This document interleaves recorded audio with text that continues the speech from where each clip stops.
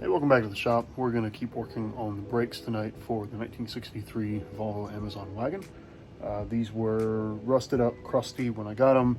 Last video was breaking the calipers apart, pulling the pistons out, and I've already done some cleaning, hit them with a steel wire brush on the outside. Sort of cleaned up the bores a little bit with hand tools, but today we're really going to get into how to clean the bores up to prep them for the new. So I've actually already done one half here.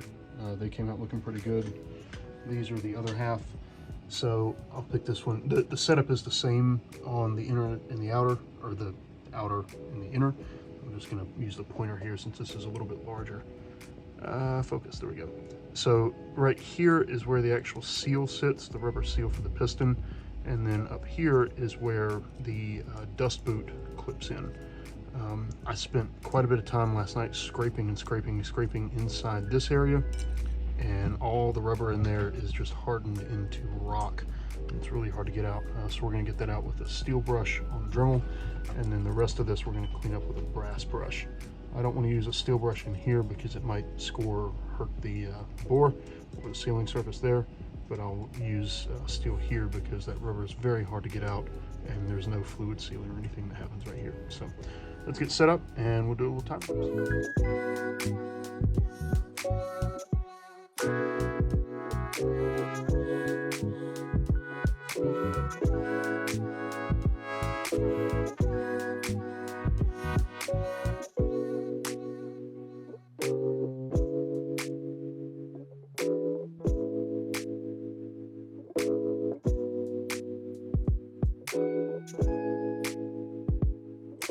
The other thing I want to do tonight is get these rotors off. They are rusty, but there's not a lip on here that I can feel. Honestly, I think these are going to clean up okay. I don't know what that is. Something inside the rotor or something. So we're going to pull that off.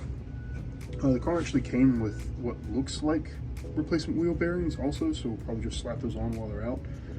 But yeah, we'll take these down to the parts store and throw them on the brake lathe and see how these should be pretty straightforward to take off. There's a cotter pin here. The end of it, it's hiding under the grease there. So we'll get in here. This is the worst. I mean, it's not the end of the world, but dealing with this stuff is so gross. Yeah, there's the other end of it. So we gotta clean this off, find the other end of the cotter pin, take the cotter pin out, take that nut off, which you can probably tell is loose. So I'm gonna need two hands. It took me a damn minute to get the cotter pin off because one tail was folded like back around on the nut. It's weird. These are usually just thick tight, so we'll spin that off. There's a keyed washer underneath there, and the bearing.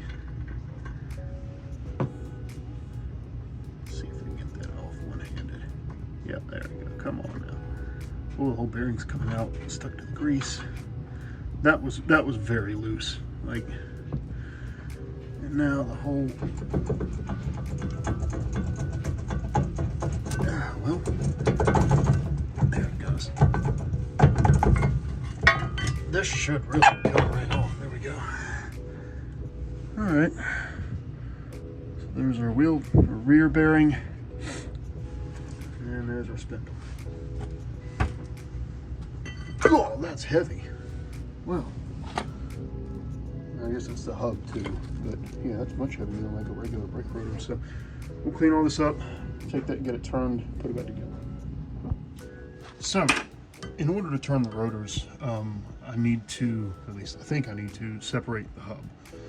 We've only got one shop here in town that'll even mess with rotors.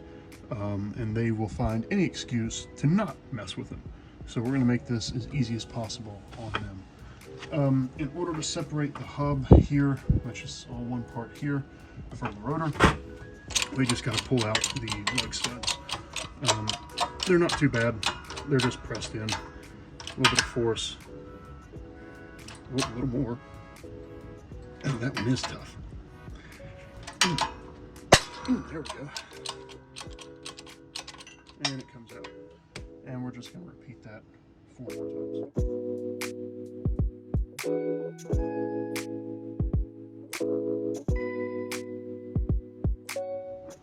So the studs on this side were actually quite a bit tighter than on the other one that I did first. But there's a look at the stud. Nothing too special about it, other than the size of the diameter of the length, rather, I should say, of the knurling is larger than normal. So on the other rotor, the other hub, there are like 3 of these that are all galled up and messed up, so I'll have to get at least a handful more. So now, because that did not in fact loosen up, what we'll do is we'll flip it over and then we'll press the hub out.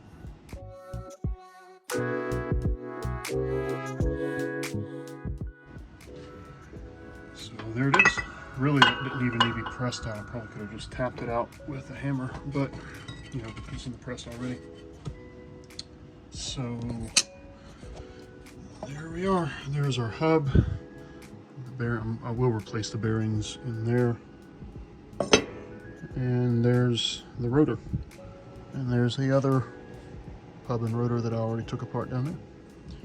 So next up is taking these and getting them turned. Well, that was all the work on the brakes for last night. So just dropped the rotors off at the parts store to get them turned. They're going to charge me like $11 a sod. That beats the hell out of 120 something for new rotors. So if I can at least bring those back and make them work for a while, then we'll be doing okay. But yeah, I'd like to get the Ranger brakes on it at some point. They're a hair larger, they're vented, and then down the road that would be cheaper to maintain and replace. But for the time being, I have all the Volvo stuff. The rebuild kits with the new pistons are not horrible. You know, I'll be in that, call it $140 or so. But yeah, hopefully that all works out. Anyway, there's part 2 of the brake rebuild done. Part 3 should be replacing the bearings, replacing some lug studs, putting it all back together, and hopefully bleeding it. Actually, I don't know if the master's any good or not. I believe it is. But yeah, so stay tuned. Thanks for sticking around. Thanks for watching. Appreciate y'all.